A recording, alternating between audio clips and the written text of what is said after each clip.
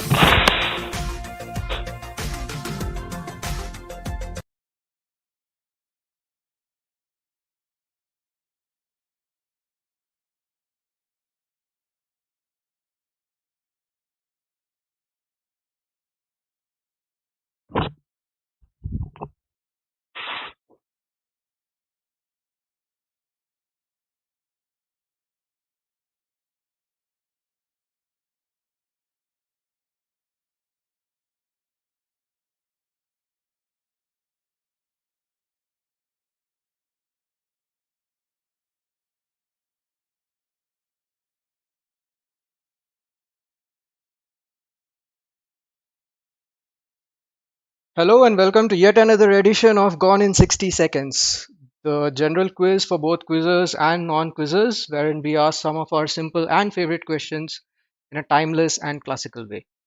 So, let's have a look at the format of the round for people who are joining us for the first time this week.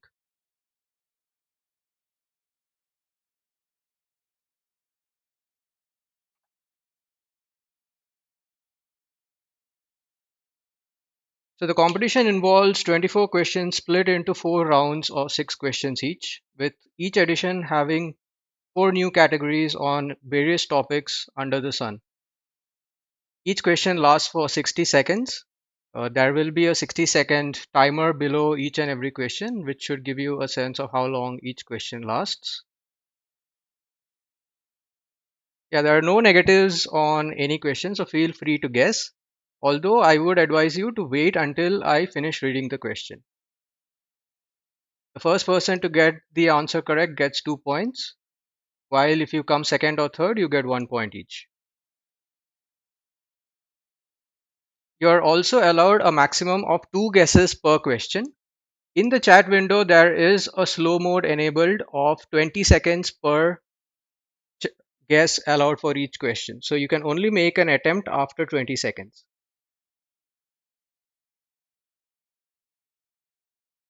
Small variations of spellings and phrases are okay. You don't have to be exactly correct with the spellings or the order of the phrases. And last names will also do. Like if the answer is Sachin Tendulkar, saying Tendulkar alone will fetch you the full points. There is also a direct leaderboard for you to track your scores if you want to. The link for that is bit.ly/curiously. It's a fun quiz on a weekend, so don't Google. There are no prizes whatsoever, so feel free to guess and don't seek any online help. And lastly, as Douglas Adams says, don't panic.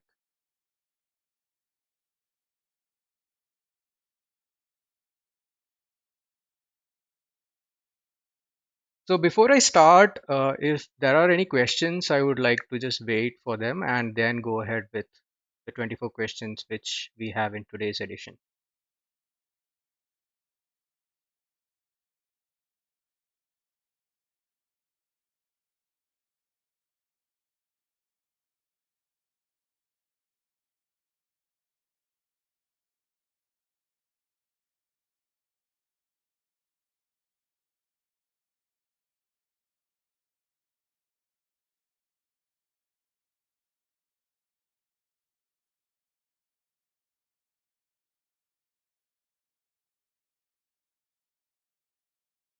Okay, I don't see any questions in the chat window. So whoever is participating, if you could just say hi or whatever, just to give a fair indication that the stream isn't laggy or and you're hearing me loud and clear.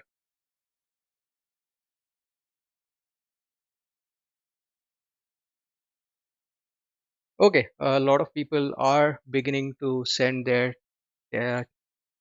replies in the chat window. So one of the issues which we did receive over feedback in the last edition of the quiz was that plenty of you, after you have answered, you find that your answer to be the first amongst all the answers. But however, when I was awarding points, the points were being awarded to someone else. So this is ideally because what I see on my screen basis the feed and what is being seen on your feed are two things which are completely different. So there might be a lag between your version and mine. So to fix that, the screen today will also show the attempts being made by each and every one of you so that you could actually see who is ahead and who is not. So with that sorted, let's begin the quiz.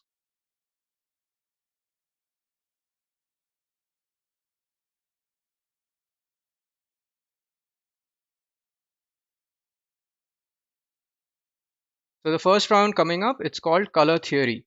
So these are all six questions on colors and in various different categories coming up.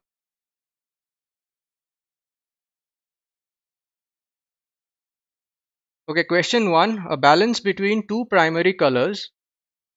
Which color, one of the four used in inkjet printing, takes its name from a 19th century battle fought between the French and the Austrians during the Second Italian War of Independence?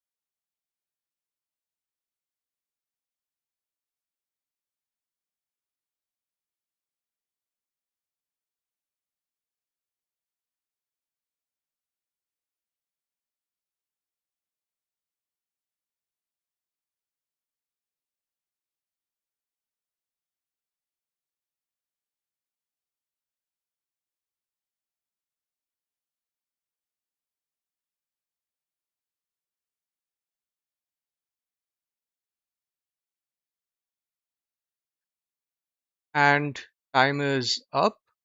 Let's have a look at the answer. The answer indeed is magenta, which is one of the four colors used in printing: CMYK. C is for cyan, M is for magenta, Y is for yellow, and K is for black. So the first person to get it is Nitin, followed by Tony, and Ayan comes. And sorry, not Ayan, Oromek Behera. Okay, so he comes third. Moving on, next question.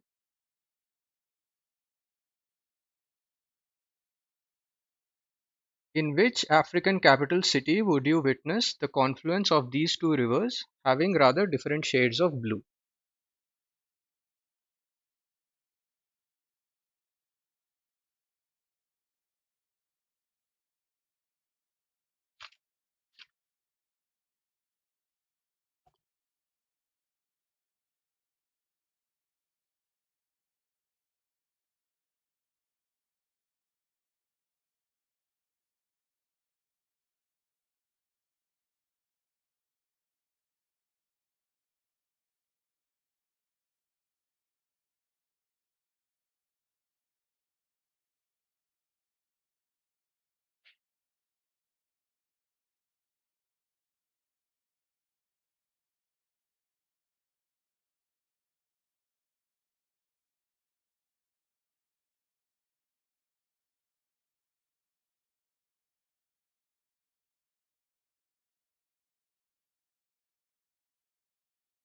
Okay, so 60 seconds are done.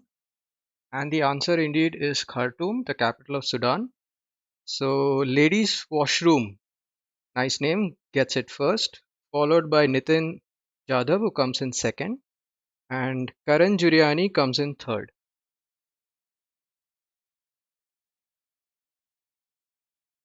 Question 3.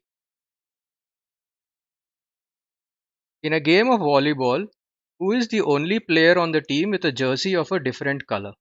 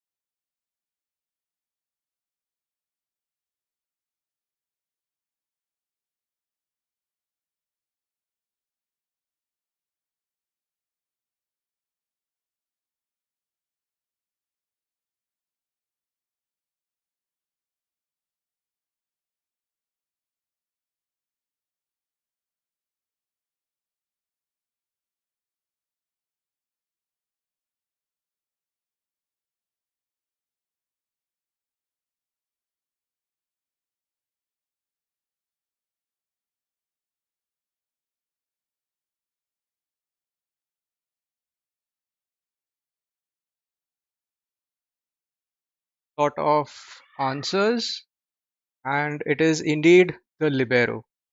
So the first to get this was Daily Trivia, to get 2 points for that. Vishesh comes second, 1 point to you, Vishesh. And Oromik Behera comes third. Question 4. Which color commonly associated with photography and filmmaking is named after this fish?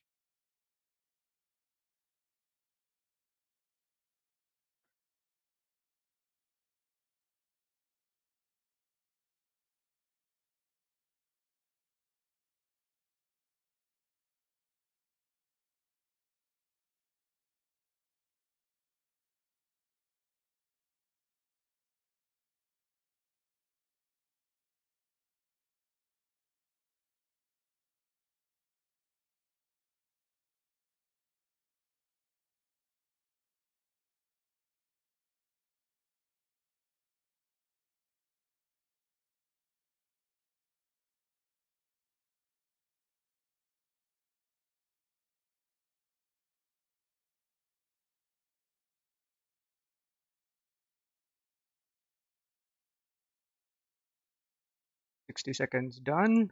And the answer is indeed sepia. So, Kshitij, you get it first, followed by Tony Soprano, and Nitin Jadhav comes in third. So, 2 points to Kshitij. Tony and Nitin, you get 1 point each. Moving on to the fifth question. What tradition associated with the Arsenal FC originated because of the color of their jersey during the second successful run in three consecutive FA Cup finals at Wembley in the 1970s?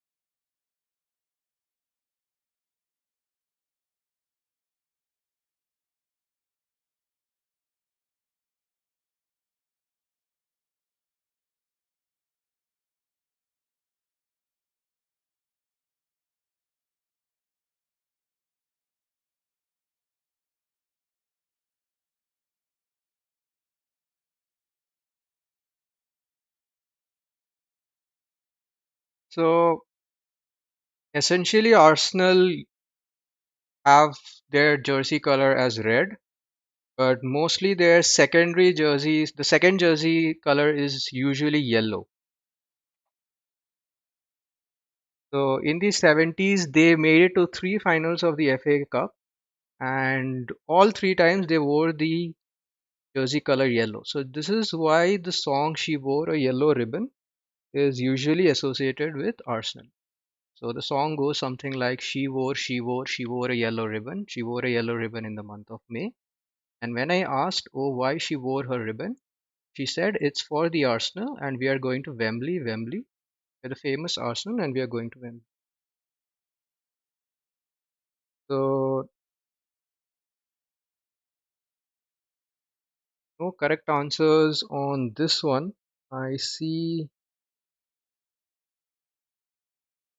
plenty of guesses, but no right answers. Okay, moving on to the last question of the color round.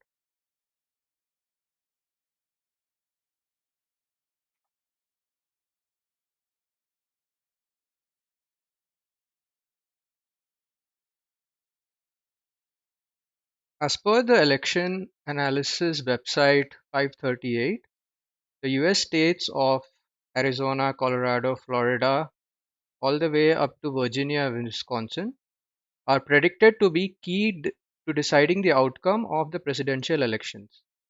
They are therefore also known by what colored term?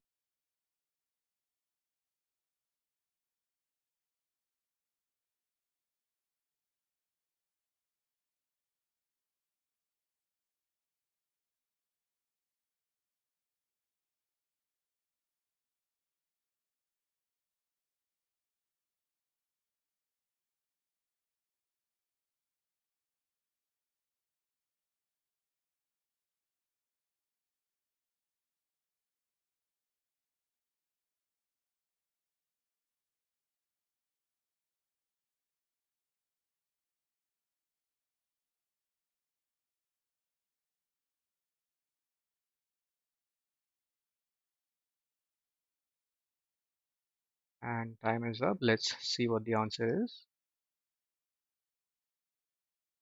So the Republicans are known as the red states, and the Democrats are known as the blue states. So these states which I had mentioned, these are the swing states. So the right answer is purple.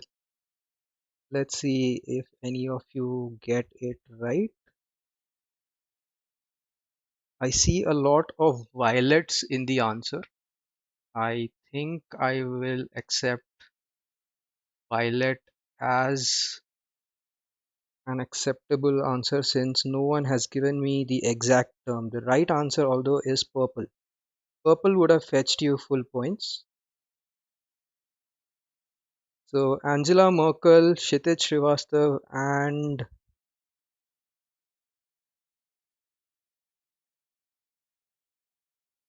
I guess that is it. So two of you get points, but since it wasn't the right answer, I will only be giving you 1 point each.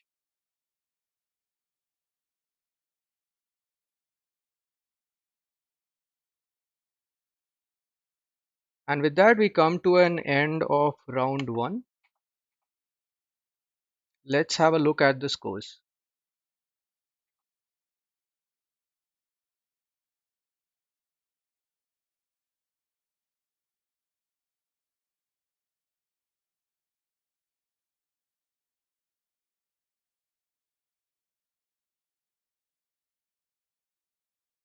So leading the quiz right now is Nitin with 4 points, followed by Kshitij with 3 points. Oromik, Behera, Daily Trivia, and Ladies Washroom, all three of you are at 2 points each.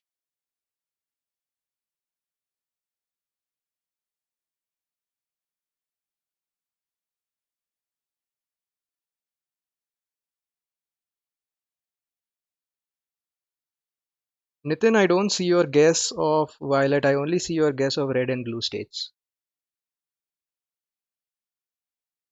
Yeah, Tony Soprano. So basically, the leaderboard is ranked alphabetically. So even though you are on 2 points, your name would be below Ladies Washroom, or if someone else is also at 2 points.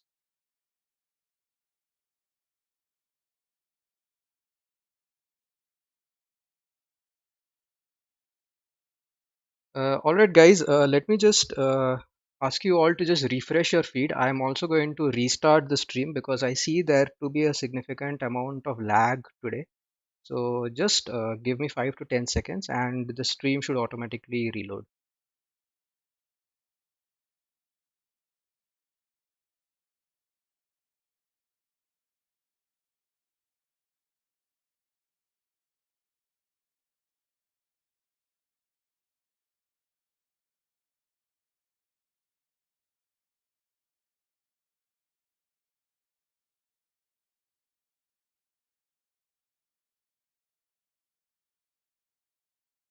Okay, so let's begin the second round of this quiz,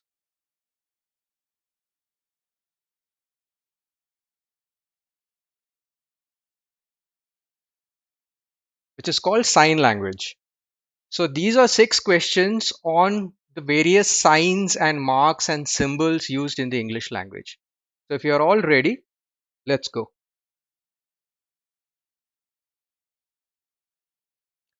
These two punctuation marks seen in these two examples take their names from two successive letters in the English alphabet, whose width they are equal to.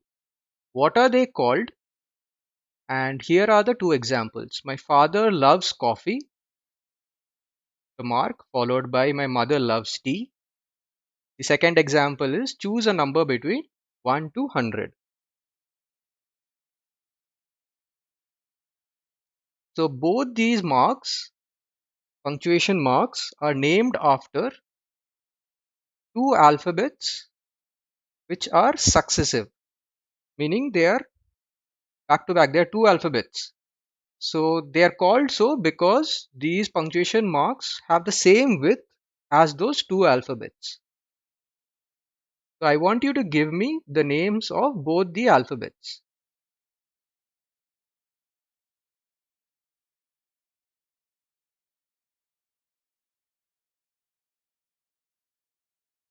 No, so I'm looking for two answers. So your answer should have two. Like Vishesh has said IJ, Rashmi has said BC, and Kshitij has said EG, although they are not successive.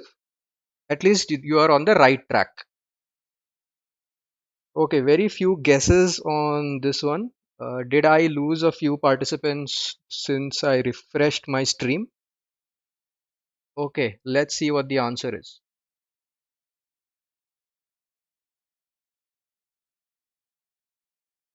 So the right answer which I was looking for was M dash and N dash.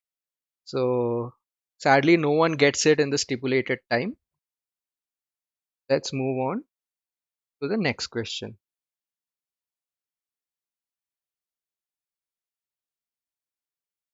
So yeah, like you see, the width of the M and the dash is equal. So that is why it is called the M dash, and so is the N dash. So these are two dashes which are slightly bigger than the hyphen which we normally use. Okay, no points for anyone. Moving on to the next question.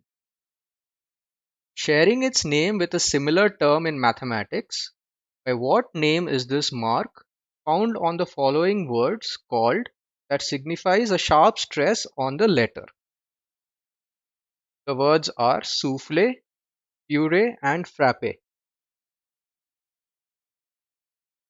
Sharing its name with a similar term in mathematics, by what name is this mark found on the following words called that signifies a sharp stress on the letter?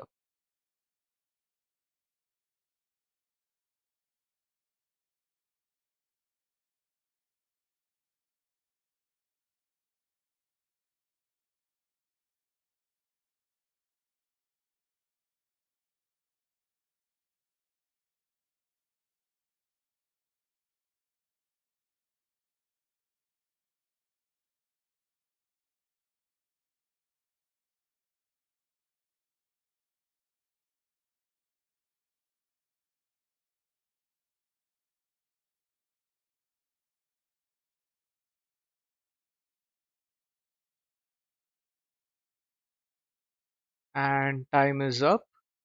So, a lot of you said tilde, and a few of you also said accent. So, there are multiple types of accents used in the English language. This is indeed one of those types of accents, but accent was not what I was looking for. I was actually looking for the name of the specific accent. So, let's have a look at the answer.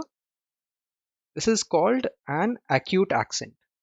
Like, so when I was taught about accents, one way of remembering the names was that the acute accent also makes an acute angle, which is also the etymology behind the word acute, meaning a sharp stress.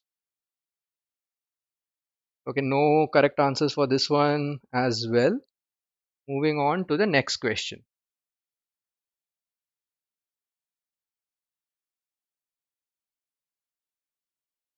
A ligature is when, while writing, two alphabets are joined together to form a glyph.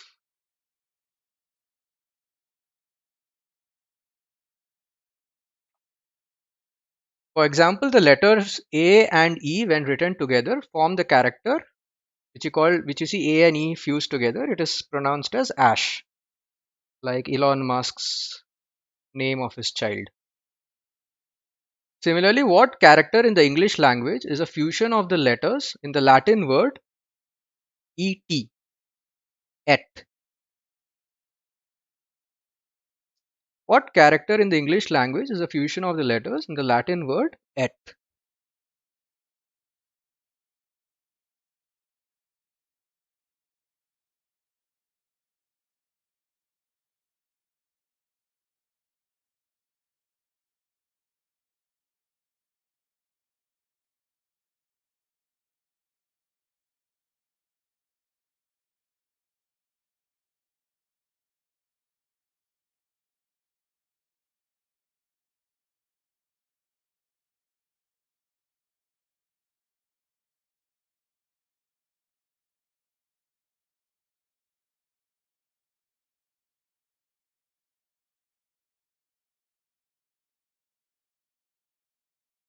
And time is up. And the answer, as rightly said first by Kshitij, is ampersand. So this is how the ampersand symbol gets its shape. It was basically folks writing the Latin term et, the word which you find in etc. and so on, and it fused together to form the ampersand symbol which we see today. Funnily enough, none of us, I think, use the actual ampersand symbol which is in print. We use the other forms which you see in the second row in the image which I have provided. Yeah, Rashmi, I think you meant ampersand, but in the blur of the moment you said and. I can't accept that because and ampersand are something totally different.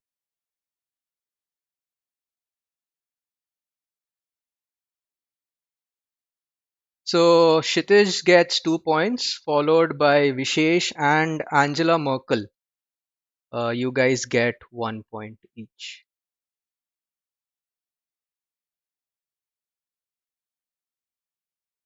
Moving on, moving to question 3.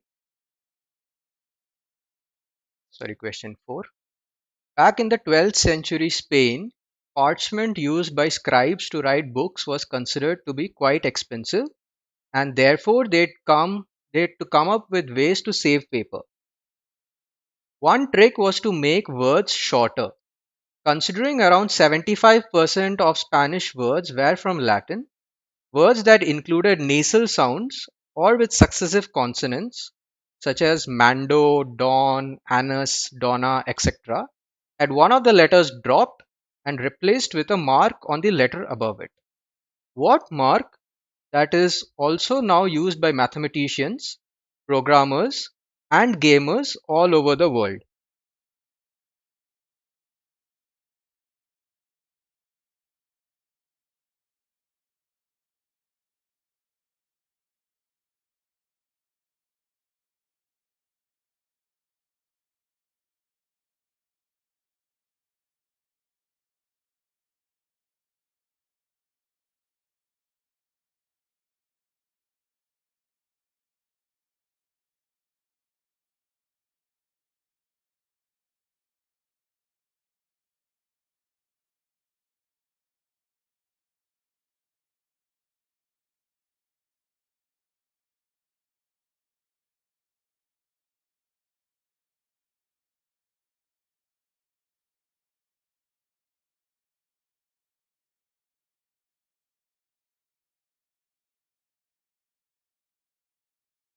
Plenty of answers. Vishesh says tilde, followed by Nitin who says apostrophe. Kshitish says hash. Angela Merkel says umlaut. Rashmi says dot. Daily Trivia says semicolon. Nitin says ellipsis. So a lot of different answers. So let's see what the right answer is. And and Vishesh, who answered first, is indeed correct. This is indeed the tilde, which is found on top of the letter N in the Spanish alphabet. It is the alphabet is called Enya, and it is known as the 27th alphabet of the Spanish language. The three words in English which also use this alphabet is jalapeno, that is the first picture on the left. The second one is pina colada, and the third is a piñata. So these are three words which also make use of the tilde in the English language. So good answers by Vishesh, Rohan, and Ayan Sharma. So Vishesh gets 2 points, Rohan gets 1 point, and Ayan gets one more point. Yeah. Another trivia which I discovered while framing this question was the tilde is actually the shorthand of the letter N. So when these words, let's say like anus, which means yearly, ANNUS, it moved on to the Spanish language. It became año first, ANNO, and scribes who wanted to save paper, they dropped one N and put the N on top of the first N. So the tilde is actually a shorthand of the letter N. So that is how we get it.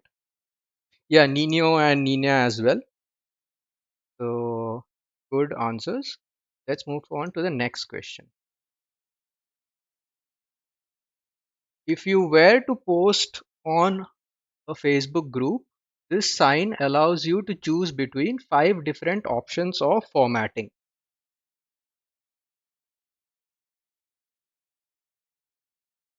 Having originated back in the days of handwritten text, how do we still acknowledge the use of this sign while writing?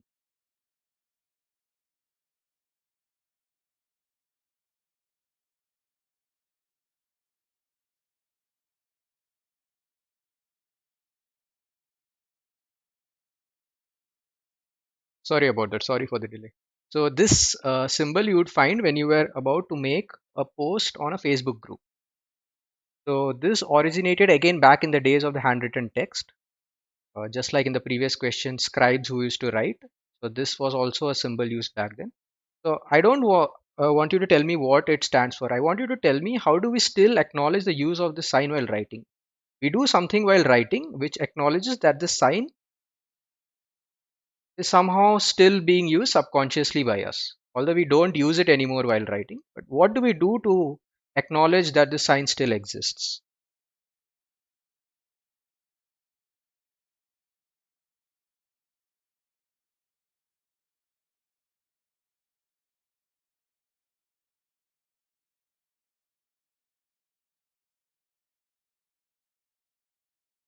So while writing, I mean while writing by hand, like when we were taught to write back when we were young in schools. So what were we taught so that okay, time is up and let's see what the answer is.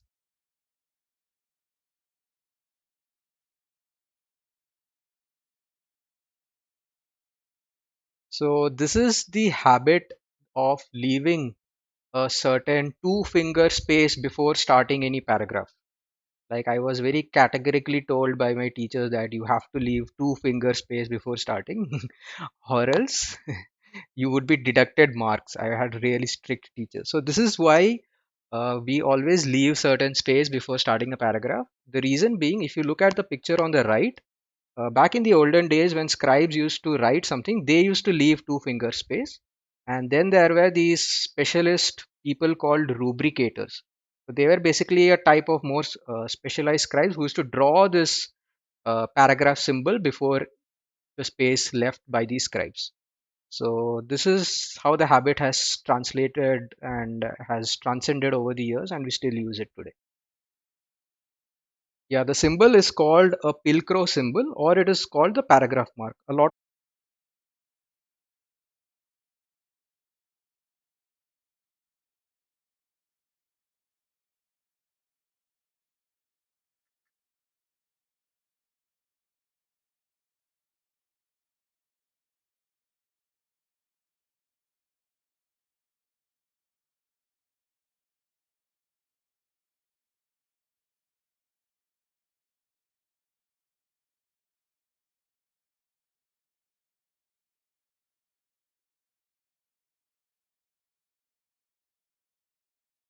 Yeah, let me just give a couple of minutes in case people who left want to join, since I don't see anybody.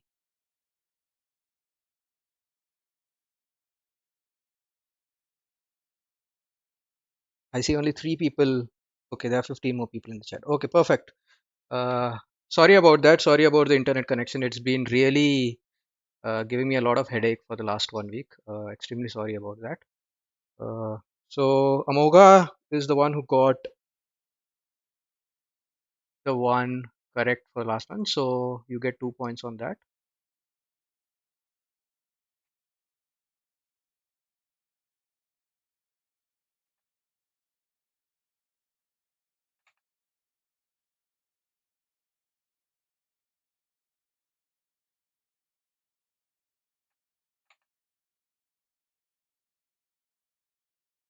Okay, yeah, sorry about that again. Yeah.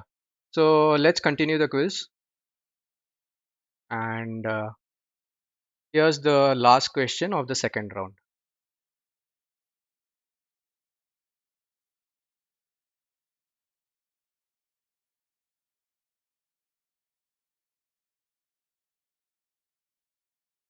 Unique to a few languages of Africa and Australia, what are the following characters seen here in an international English keyboard specifically used for?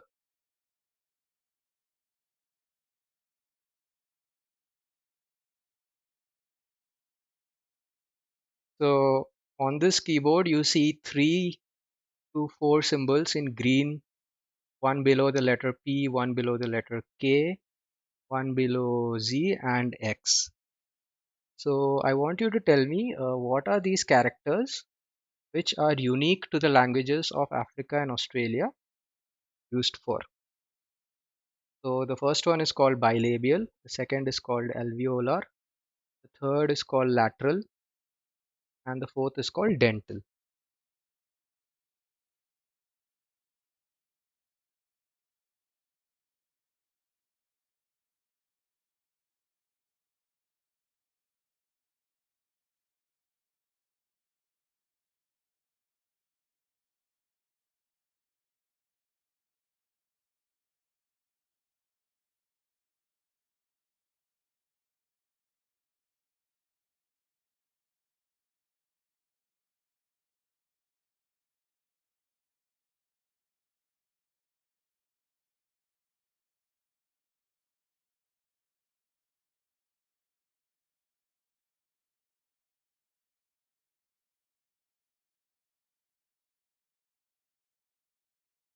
Right. So lots of answers again. Vishay says tongue clicks. Tony Soprano is again saying click sound. Angela Merkel says specific sounds or aboriginal symbols. Daily Trivia says native tribal languages. Nitin says tongue clicks. And Sharma says click sounds. Manan agrees that click seems right. So indeed, tongue clicks is the answer. So these are all the symbols or characters used to represent tongue clicks. The one which I voluntarily did not mention was the exclamation mark, which is also used to refer to tongue clicks. So let's see who gets it first. Vishesh gets it first. So followed by Tony Soprano who says click sounds and Nitin Jadhav who says tongue clicks. So Vishesh you get 2 points and Tony you get 1 point and Nitin also you get one more.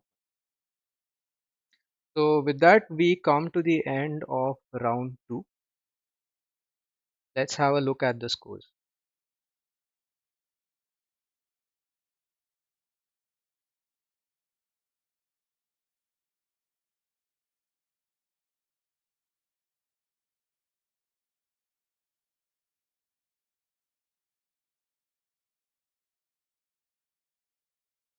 So leading the quiz right now is Vishesh with 6 points. Kshitij and Nitin are at 5 points each.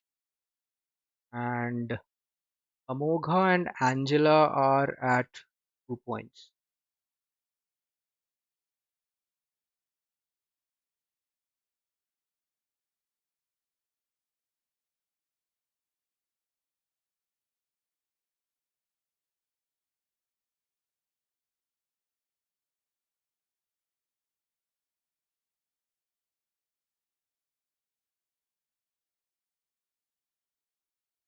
Yeah, sorry about that. Yeah, so Tony, I forgot to add your point. Let me just quickly correct that.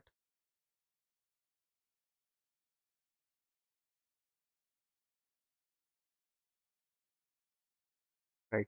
So Vishesh, Kshitij, Nitin, Tony, and Amogha. I hope the order is correct. Okay, moving on to the third round,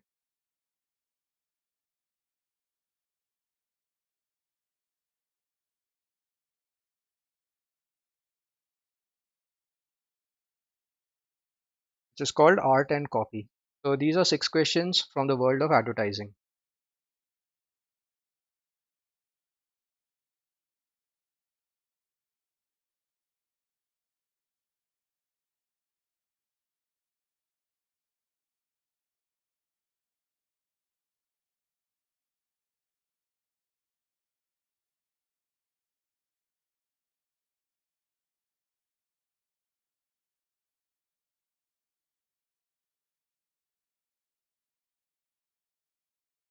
Which Indian gaming app has an anthropomorphic hippopotamus wearing a pair of sunglasses and a bow tie as its mascot?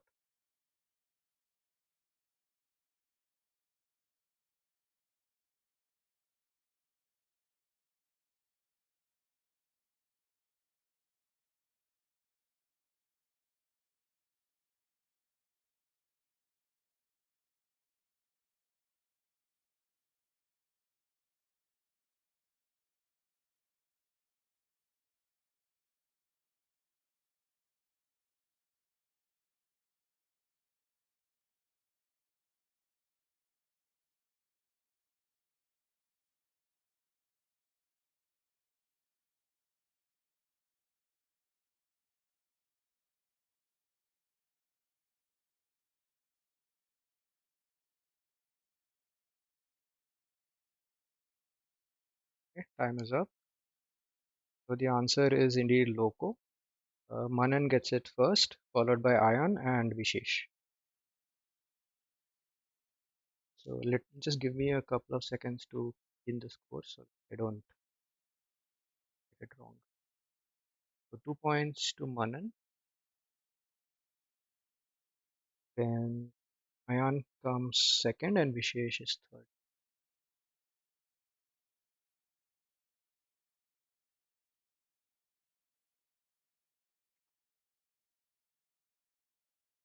Okay, moving on to the next question.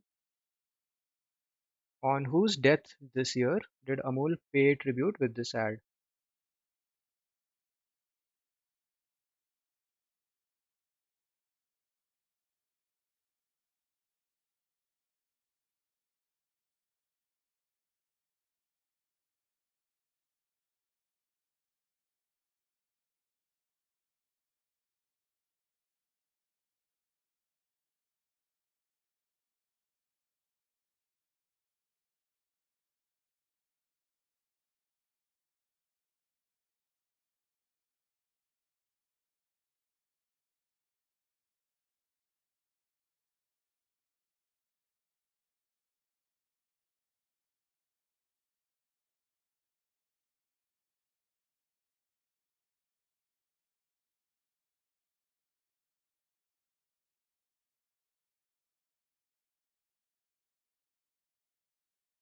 Okay, and the answer is Albert Uderzo, the other creator of Asterix along with Goscinny.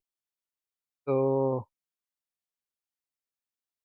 Oromik Behera was the first to say Albert Uderzo, and ladies washroom you just get in the nick of time with Uderzo. So you get one more point.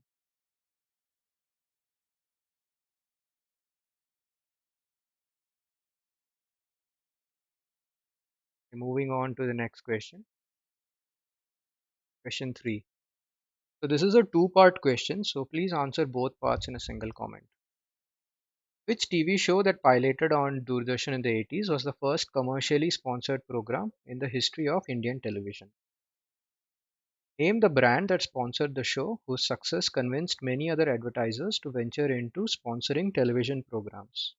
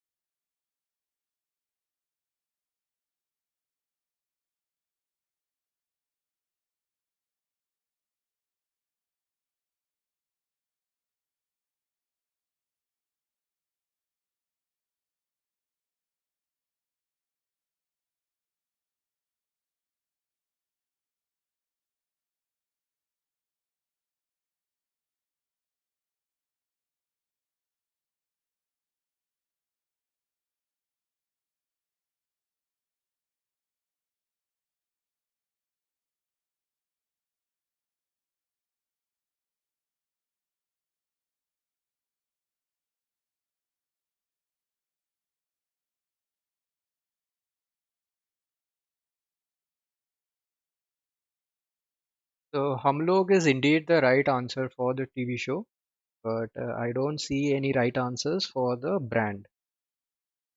So the few guesses for the brand so far has been Pinaka Geetmala, Amul, Pinaka again, Amul again, Nirma, and Colgate. So it's a very famous Western brand, and it was the first one which actually started this tradition of featuring of advertising into a show, and that is when other advertisers also picked it up.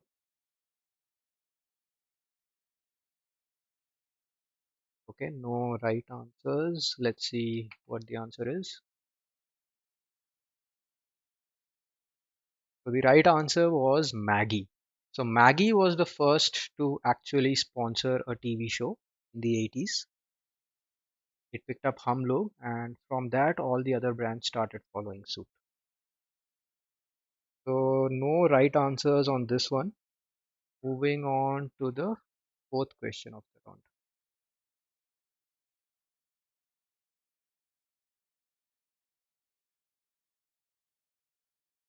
The first one was primarily as a result of Fred Spofford's bowling figures of 7 for 46 and 7 for 44 in the first and second innings, respectively. Some 135 years later, the second one was due to more of a collective effort between Shakib Al Hasan, Tamim Iqbal, and Mustafizur Rahman. What am I talking about?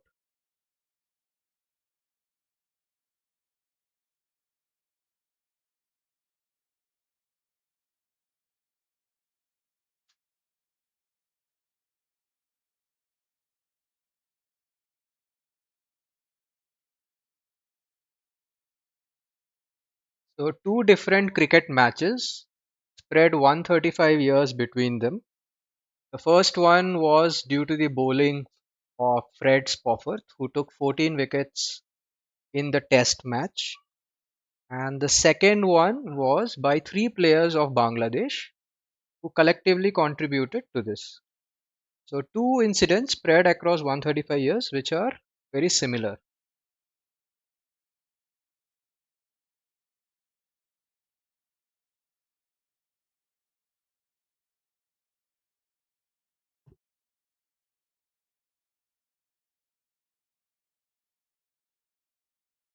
Okay, no correct answers yet as well.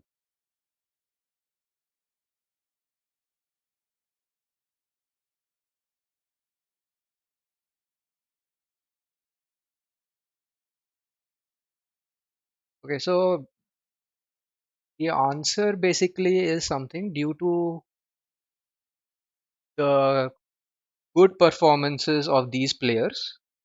It was seen as the other team had a very bad performance. So, as a result of the bad performance, what necessarily happened?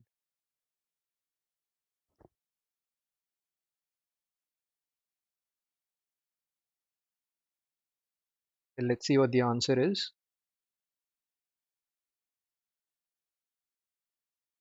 So, the answer is these are the Ashes obituaries. So, the first one was the death of English cricket, and the second one is the death of Sri Lankan cricket. So, these are both fake obituaries which was posted by two newspapers. The first one was by the Sporting Times, and the second one was by a Sri Lankan newspaper called The Nation. So another tough one, I believe. No one getting this one as well. Moving on to question 5.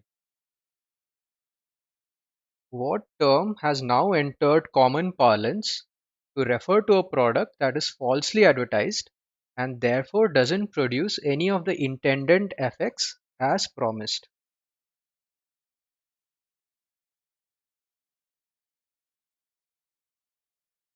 The term comes from a product that gained popularity during the Chicago World Fair in 1893 and claimed to treat everything from body aches to hair loss to even skull fractures.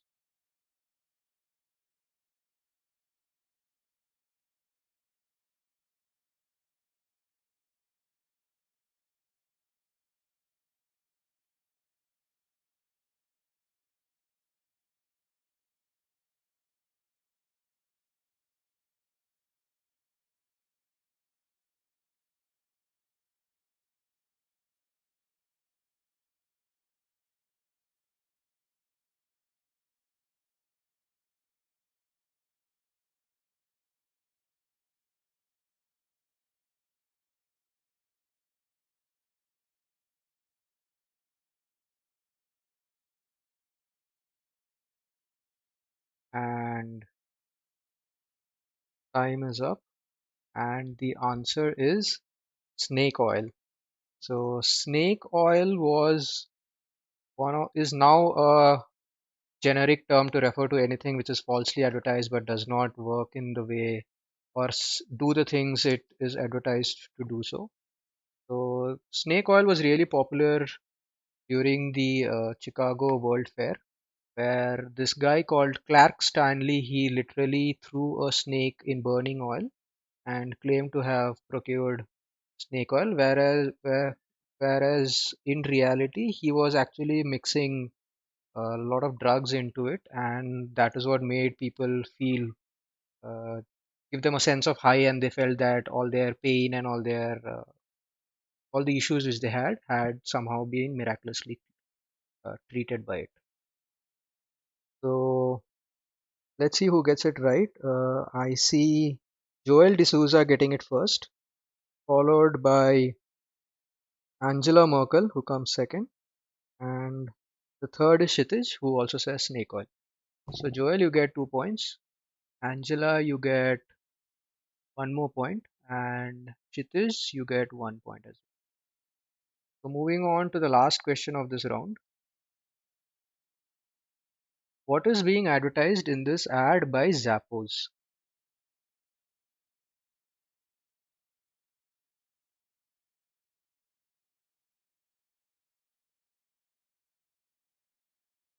So Zappos is a footwear company owned by Amazon.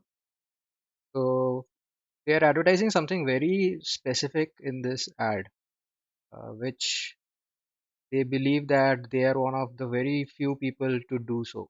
So they are saying that if you were to buy shoes from us, this is something which we offer. So what is Zappos advertising in this advertisement? So it's a recent advertisement which came out sometime last month. So I want you to tell me what is being advertised.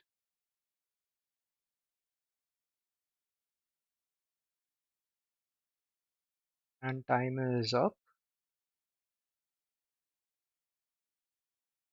Let's see what the answer is. Most of you have said prosthetics. Prosthetics is not the answer though. The right answer is, so Zappos is offering customers to buy single shoes instead of buying shoes as a pair. So they are one of the websites which also offer you of buying a single shoe or of buying a shoe of two different sizes as a pair. So let's see who gets this one right. Deepak Chandel was the first to get it, who says single shoes. And shoes, prosthetics, mixed size shoes. Deepita Keshari comes second with mixed size shoes. Oromik Behra also says single shoes.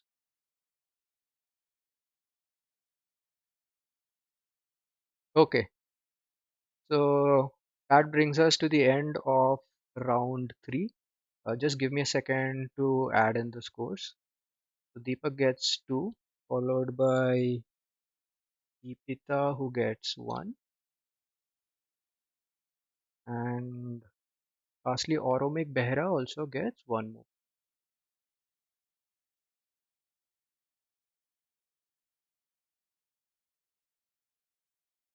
So that brings us to the end of round three, and here are the scores.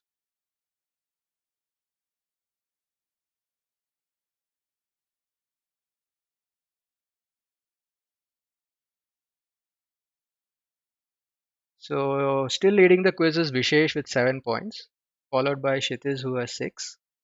Oromik Behra and Nitin have 5 points each, and Angela Merkel is at fifth position with 3 points.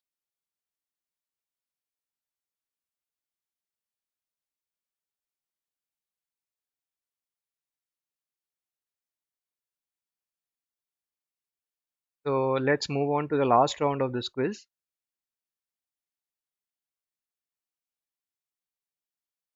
which is called list of lists. So for people who are joining us for the first time this week, this is a round where all the answers are in the form of a list. So it is list of presidents of India. So you can just give me presidents of India. But do mention the keywords presidents and India. Don't just say presidents, points might not be given. The last six questions of this quiz coming up. Here we go.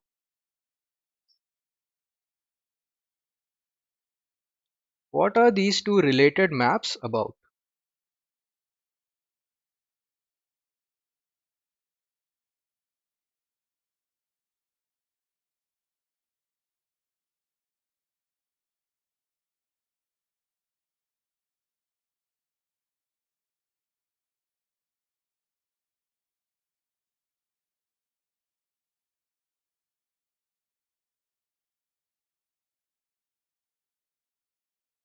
So there are two sets of countries. The legend says countries that currently have blank blank, which is in red, and in light pink it says countries that have had blank blank in the past. Not cheetah, not tigers, nothing to do with wildlife. So there are two blanks. Countries that currently have blank blank, which is in red.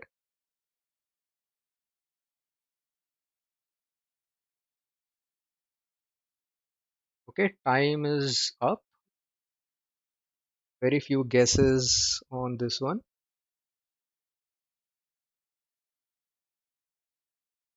And let's see what the answer is.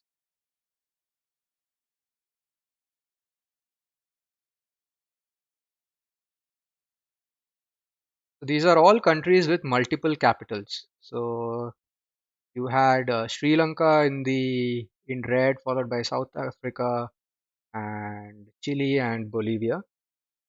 So these are some of the countries which currently have multiple capitals. And in pink, you had countries like India, China, Philippines, and so on.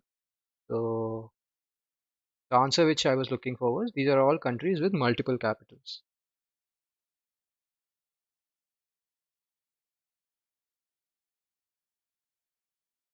So no right answers on this one. Hopefully the next question is a bit easier. Which 1978 movie would come next in the sequence?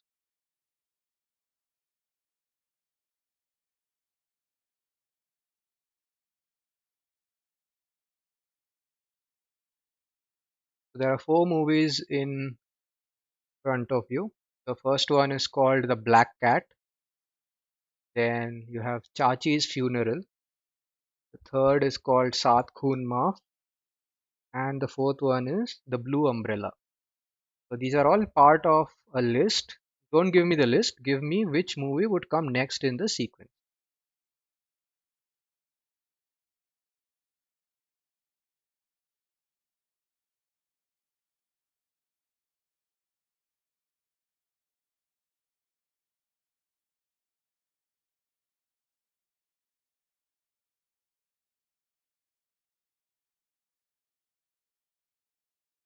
And time is up. Let's see what the answer is. So these are all movie adaptations of Ruskin Bond's works.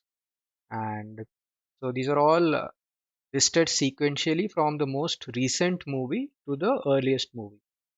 So the first movie which was adapted from a work of Ruskin Bond was the 1978 movie called Junoon. Let's see who gets this right.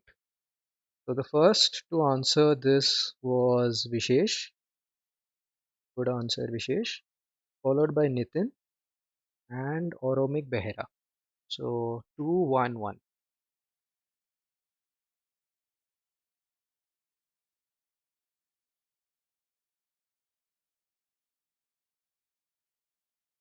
Moving on to the next question. What are these various types of?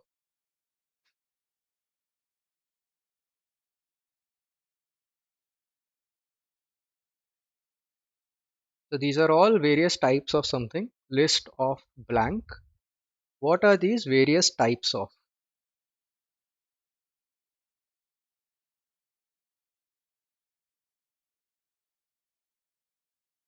List of dash. No, nothing to do with emojis, clip art, nothing. So they are just indicative of the names of something. So these are all types of what?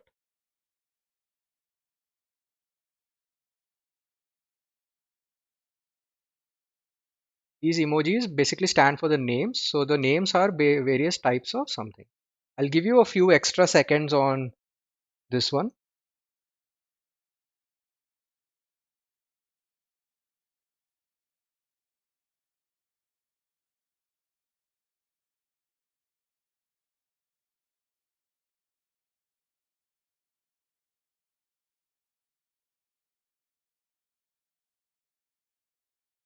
All right, since time is up, let me just say what is it that you see on the picture. The first one is bullet, followed by a balcony.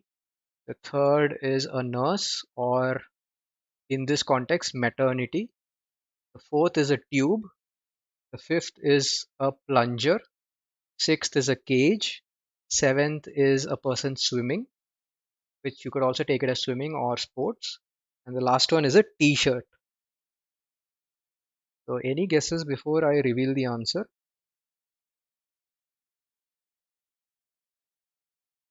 Not trains, going by bullet, not trains.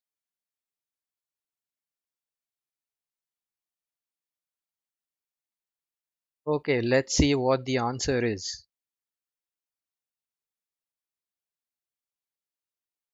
So the answer which I was looking for was these are all various types of bras.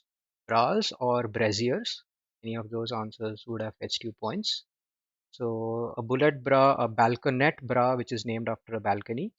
A nursing bra is what you see on the right of the slide, the second picture, which has a provision to feed a baby or to have a feeding bottle attached to it.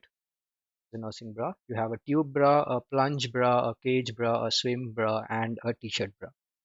So no one getting this one as well. Let's move on to the fourth question.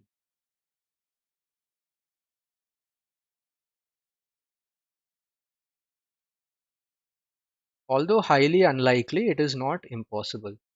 What bowling feat has been achieved only twice in the history of cricket? First by the guy on the left, and second by the guy on the right, both in T20 matches.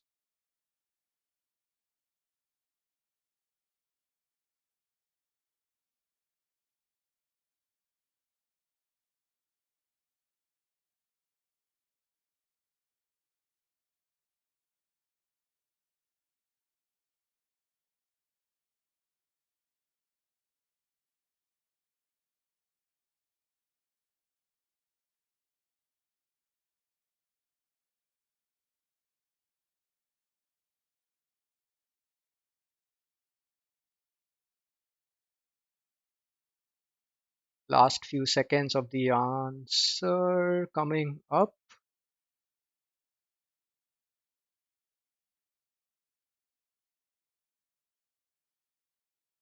and the answer is so they are the only two players to have taken a hat trick of two legal deliveries. So on the left you had Isuru Udana of Sri Lanka, and on the right was Praveen Tambe of India. So Praveen Tambe took it against KKR in 2014 in an IPL game, and Udana took it in a Champions League match against a team called Central Dubs or something. All right. So let's see who gets it first. Vishesh is the first to get it, who says two ball hat tricks, and that is it. So Ayan says wicket with no official balls bowled. That would technically be right, but very specifically, these are players who have taken a hat trick with less than 3 balls, which is of two legal deliveries.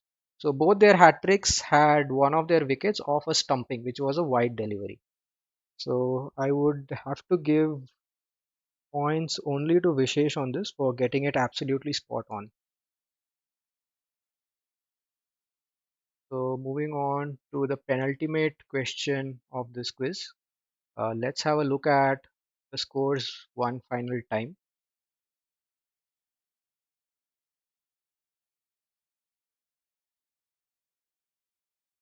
So leading the quiz is Vishesh with 11 points, followed by Oromik Behera with 6. Kshitij is also at 6, followed by Nitin who is also at 6, and Angela Merkel who is at 3.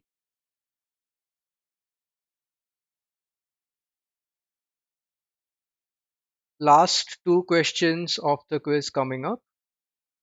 I guess we have a winner already. Well done, Vishesh. Well done. Good luck. Congratulations for winning the quiz with 11 points. It is still a close fight between the second and third place, though. Last two questions coming up. Here goes.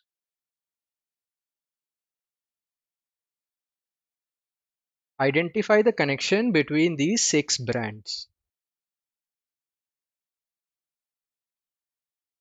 So you see the logos of six brands in the picture. I want you to tell me what is the connection between all six of them.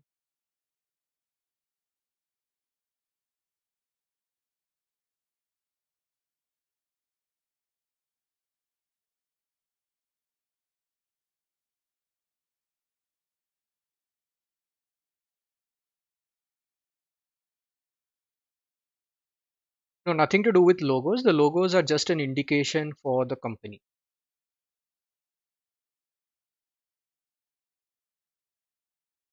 Something a little bit more specific.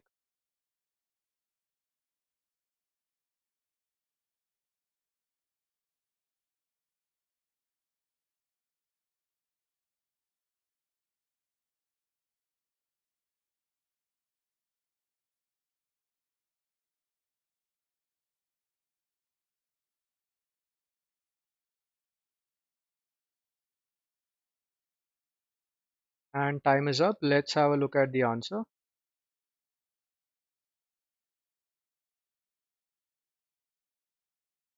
So these are all companies to have dropped one or more words from their original names. So let's go back. So Apple was previously Apple Computers. Starbucks was initially Starbucks Coffee, Tea, and Spices. KFC was Kentucky Fried Chicken. They didn't want fried in their name, so they just became KFC. Nintendo had a Japanese word meaning a card trading company in their name, which they also dropped. Tesla was previously Tesla Motors, and Dunkin' Donuts is now just Dunkin'. So let's see who gets this right.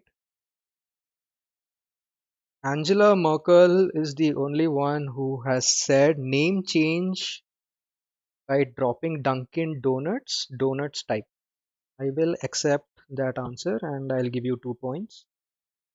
And that is it. So, good answer, Angela Merkel. You are the only one to get it. So, 2 points to you on that effort.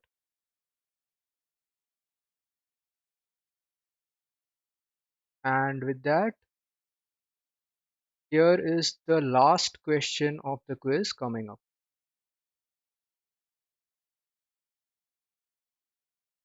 Yeah, before the last question comes up, there is a feedback link wherein I would like you to just fill up 5 questions to let us know how to improve this further. I know we had a few technical glitches on our side today.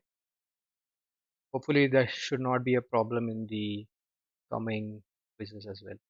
So, if there is anything else in terms of the questions or the categories you would like to see, or the stream quality and all that, so just answer those 5 questions for us to be able to improve this quiz. So, here is the last question coming up.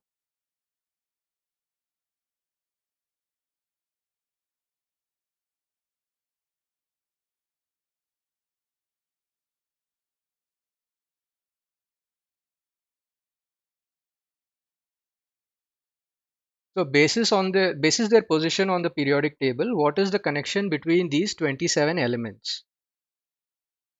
So I'll show you 27 elements on the periodic table. So the answer has something to do with their position on the periodic table. So this goes way back to the periodic table first formed by Mendeleev.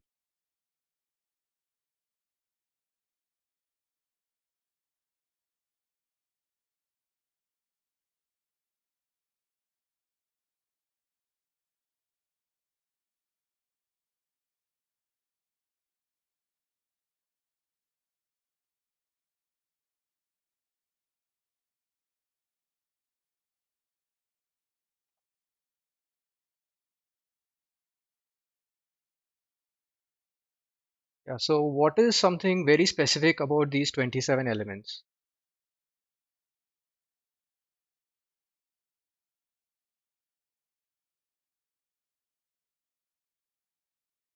I'll give you a hint. It has an Indian connection. All these elements have an Indian connection. So what is this Indian connection associated with these 27 elements on the periodic table?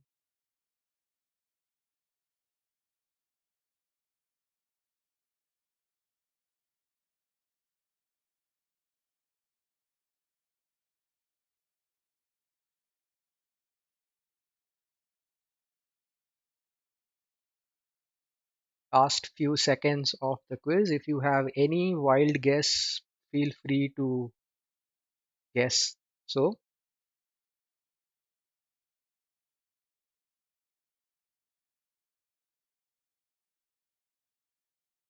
and with that, we come to end of this quiz. Let's see what the answer is.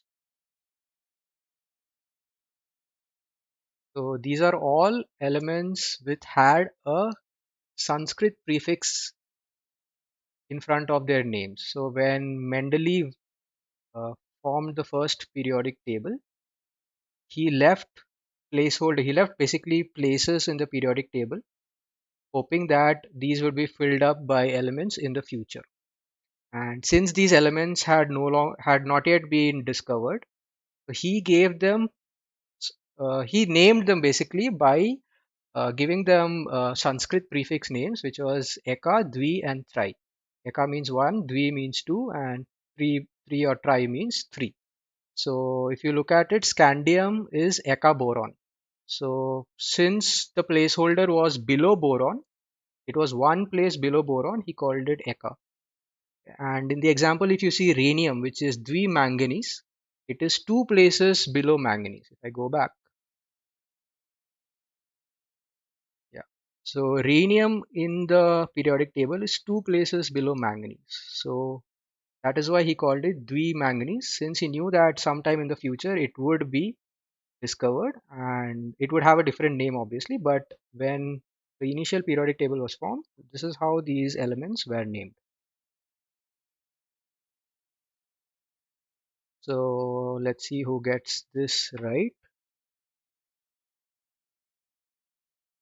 A lot of answers. I would specifically need Sanskrit and prefix to give you points. So Manan says names are derived from Sanskrit or Hindi. Yes, Manan, you were on the right track. Okay. Unfortunately, no one gets this right. And with that, we come to an end of this quiz. And let's have a look at the winners. So winning today's quiz is Vishesh, followed by Oromik Behera, Kshitij, and Nitin, who come in second with 6 points. And in third place is Angela Merkel with 5 points. So thank you everyone who participated. Thank you for hanging around. I hope you had a good time and it was worth your while. I'll see you again with another set of questions 2 weeks from now, same time. Hope to see you all here once again. This is me signing off. Have a great weekend.